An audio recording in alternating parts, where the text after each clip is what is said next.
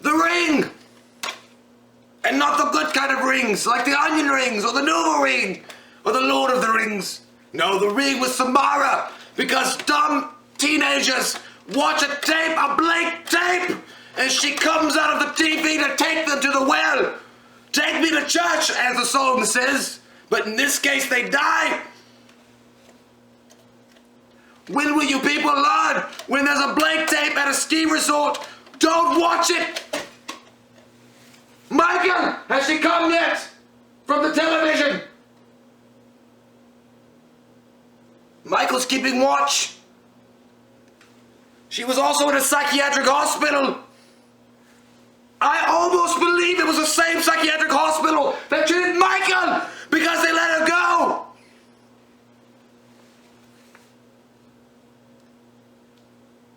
Don't watch these blank tapes. Let Mike and Jay explain it more, and I think they both need more psychiatric help than even Michael does. But in closing, if you're out somewhere and someone says, hey, Lonnie, watch this tape, you say no! God damn you!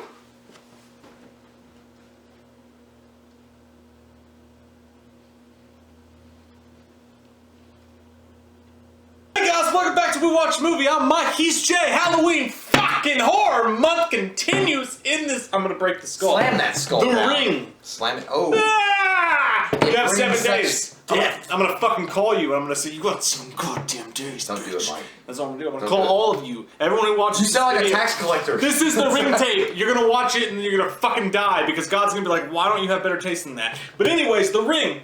There's this child. There's these teenage girls who are these Catholic, Catholic schoolgirls that Britney Spears shit. They're wearing the skirts and all that shit. Hit me, baby, one more time. Yeah, hit me, baby, one more time. And then they're talking about it, and the one girl's like, I've heard this story about this tape. And the other one's like, are you serious? I was fucking Bobby in a cabin and we watched that tape.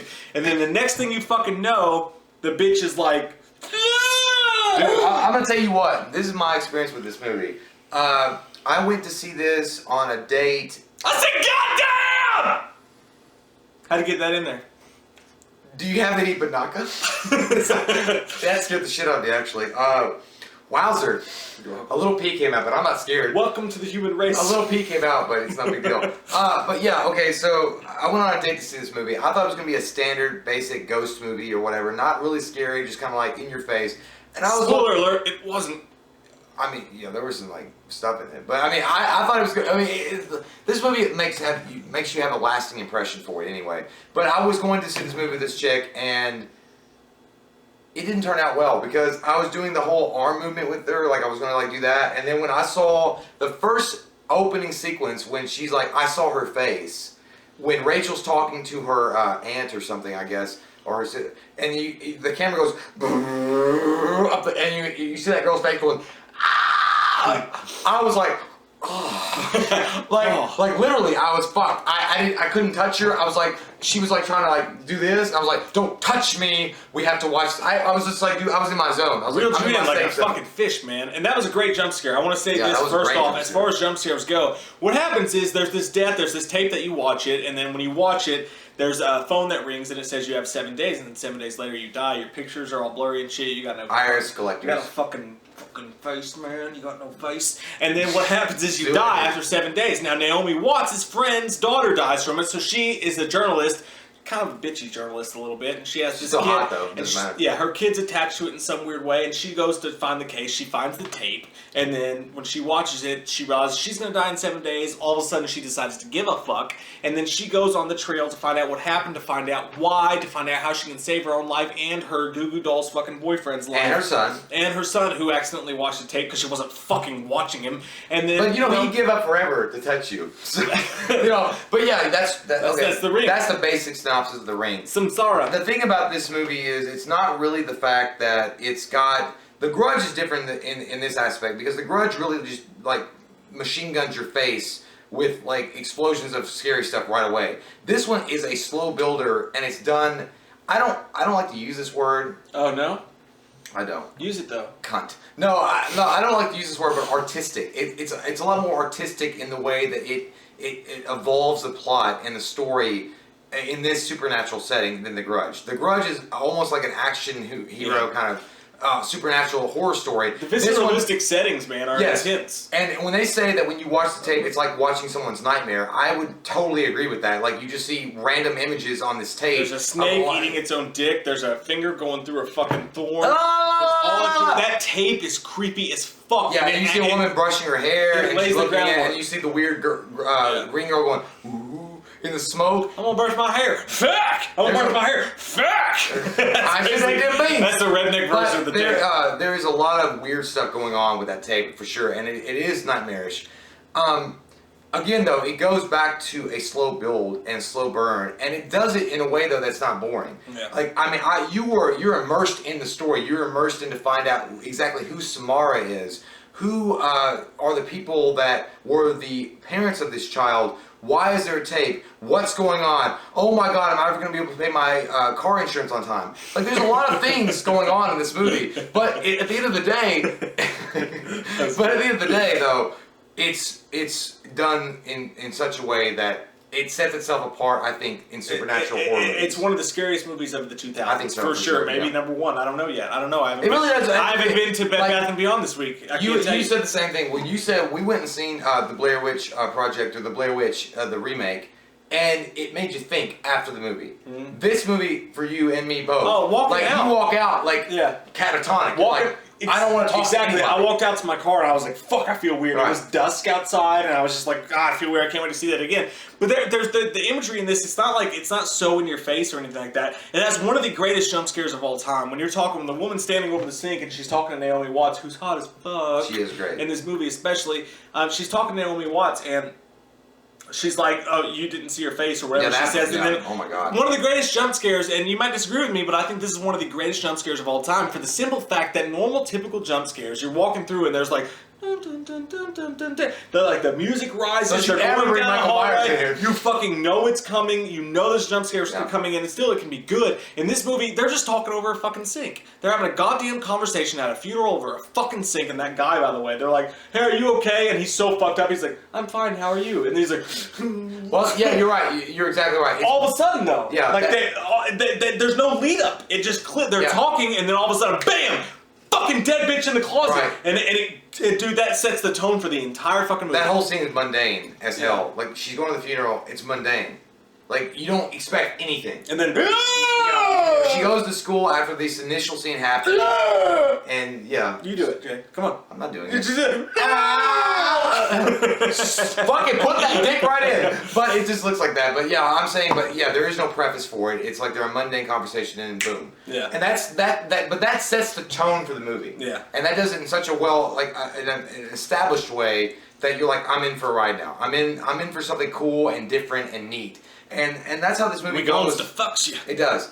And but the mythology and the history behind the tape and what goes on and the investigative work that goes on behind the scenes, so I like that too. I was never bored with this movie. I never really was. I mean, I know that you were bored with The Grudge. I never was bored with The Grudge because I thought it was visually more appealing. Now, I'll tell you this. This movie is visually appealing. It's definitely, it's scary as fuck. It's visceral as far as when they show things happening. But I think The Grudge is much more in your face and more rock and roll. This one's more of a slow burn. Way better plot. Way better story. Way better fucking everything. But the visuals, I'm going to give it to The Grudge as far as just because they were always in your face with what they were trying to do to fuck with you. This one, it's great, and the visuals are there. There's no doubt. But it's scarier than The Grudge. But the plot is working in conjunction with those visuals in a way that makes the movie really good. And I will say also, I love the fact that they have a green tint over the lens when they're having these dream sequences or she's remembering something or whatever, because that gives it more of an eerie kind of feel to it. And not just that, man, but this movie has this disturbing quality to it that you haven't seen since Hellraiser. I mean, Hellraiser is one of those movies that you watch it and you feel like you just need to take a shower afterwards. Nasty. It's nothing like jump scary or anything like that. It's just like afterwards, just like, it's like, fuck, I feel nasty as shit. Yeah, it's like when your friends talk to you and go into a bar that you should have never gone to, and you got to get home, you're like, I can't believe I did this. Yeah. 3 showers for the next 3 days. This movie does that to your brain. You walk out of the theater and like, God, man, the fucking horse. And they play through the steps of the tape. Like, she watches the tape, and then you see the centipede, you see the horse. When the horse goes into the fucking ocean, you see the bloodbath occur. You see everything kind of take its place. But the horse scene, man, especially, like, I mean, I grew up around horses, dude, and she goes and finds it, and then the horse is coming after her, fucking Black Beauty's coming after her on that boat, and the gnarly way it fucking hits the boat and goes under, this movie is just unforgiving in certain aspects, and you're like, God damn. And then, like, you were talking about the artistic aspects of it.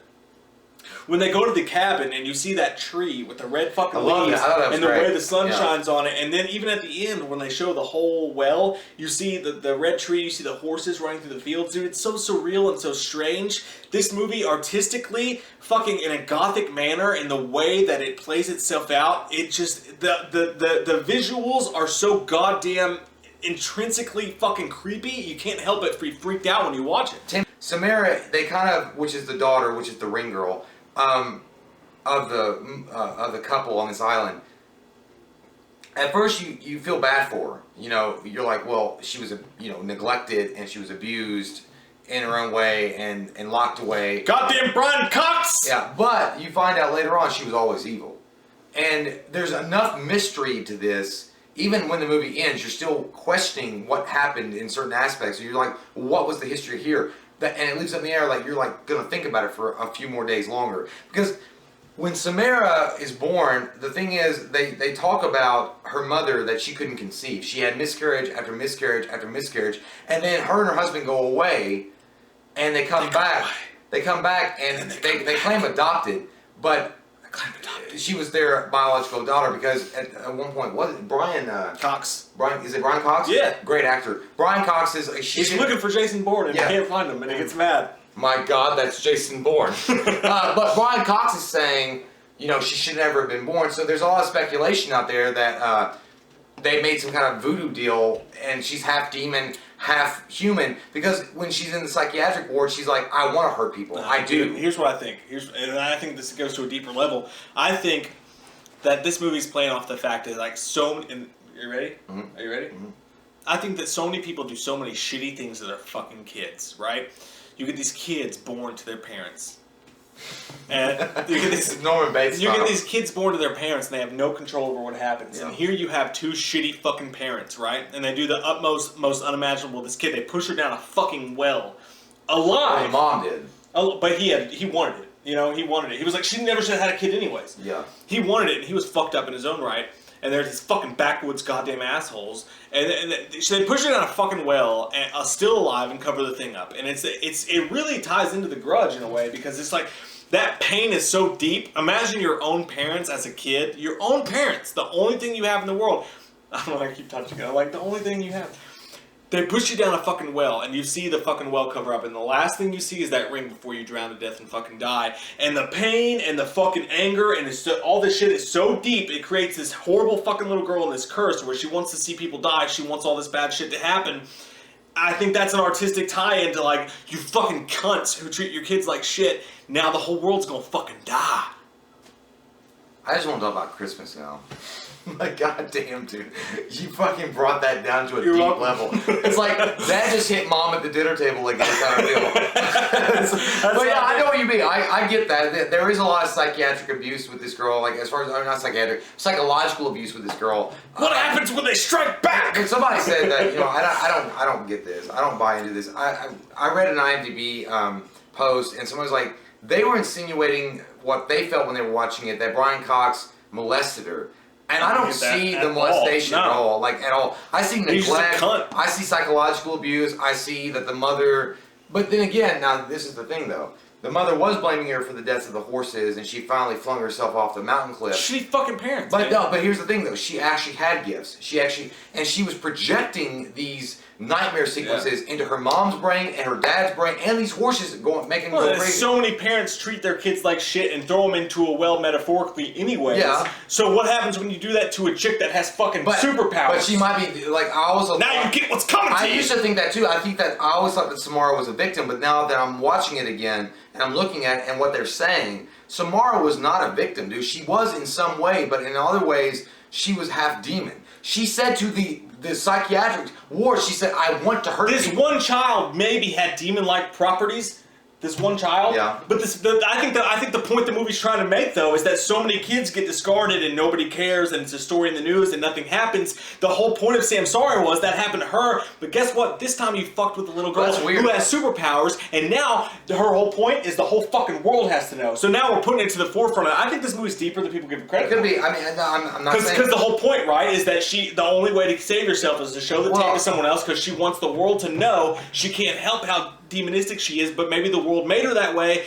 to stop these children from getting fucked over. But that's like saying the Deadites could be reformed. My idea was like, be kind, rewind. Was what I got from this. No one rewinds their goddamn videotapes! This was back when Blockbuster was so prominent, and you have a VHS tape, be kind, rewind, or you'll get fucking killed. But no, I know what you're saying. It is there is a lot of, I could easily see people taking different take care of your fucking kids, Dick Watts. Yeah, well, and I do feel bad for Samara. I really do. Like, I mean, this is one of the few movies that I actually feel bad for the villain. I mean, other than Psycho 4, I kind of felt bad for maybe Psycho 3. I felt bad for Norman Bates, but this is one of the few movies I feel bad for the villain. As far as like, she was a shy child. And she came back over, and all this was going on. But then again, I'm also looking at the fact that she said in the interview at the psychiatric hospital that she wants to hurt people and she can't help it. Maybe she's not pure. Maybe she's evil. Well, as fuck. she needs to go to fucking Xavier School. My point is that she's not necessarily. She's not the good guy. She's not the good guy. She's a victim. She's maybe not the good guy. She's also the victim. But what happens when you treat someone with superpowers like shit, like you treat the rest of the kids? Yeah. You just fucking killed Jean Grey. Yeah. So Dark Phoenix is rising. Exactly. But you know, at the same time, she is a villain because she's a villain. She's a demon. Like, I mean, I know there's a lot of theories. I mean, we might be wrong. I don't know. But I've always taken from the fact that she's half demon, half human. She's a villain, but she's a villain created by her own human shittiness. Yeah. That's all. So, guys, I give this a fucking 9.5. I'm going to give this a 9.5 myself. It's one of my favorite horror movies of all fucking time. One of the best, if not the best, horror movies. It scared the shit out of me. Yeah, the first time you watch it, maybe now not so much. The first time you watch it, though, scared the fucking dick sauce. I want to say one thing though before we end it. The Goo Goo Dolls guy, because he's not important enough to I remember. licked it. Yeah, you did. It Don't tastes ever like do shit. that again. I hated that. The Goo Goo Dolls guy, why did he stay in the fucking room? Like, he saw the thing going on. I know he was like a visual guy or a video editor, and he was like, oh shit, I will. And then she's like, what? Blah, blah. And they're like, why are you? But you get frozen with fear. No, you get frozen with fear. I and he was like, I gotta push my hair over. At first, for a minute, yes. But then he got closer to it. He was like, Yeah. It was like, instead of just being like, I'm out 5. My assist will be here. You can get with her. But I don't know. But the visuals are good. He got what was coming to him from being a shitty fucking dad. So, by the way, which again ties into my point, you know? Yeah. He got what was coming to him because he had a fucking kid, and he was like, oh, maybe I wouldn't be a good dad, so I just... But he's always like double... Suck my dick, Kurt Cobain. And then he tells that fucking kid, he's like, well, I don't know if I want somebody else to have the job. Fuck you. I'm like, well, you're a loser. And he got exactly you what have he a said. vagina for a dick. Mike actually told me a story today that apparently when they screened it, they put actual blank VHS tapes under the theater seats. So fuck that shit 5,000. Smart marketing, man. We both give it a fucking 9.5. Comment down below what are your all thoughts on The Ring. Did you like this movie? What's your favorite movie of the 2000s? Till next time, guys, we love your fucking faces. If you're new to the channel, click the subscribe button and get some fucking world. You're all in love.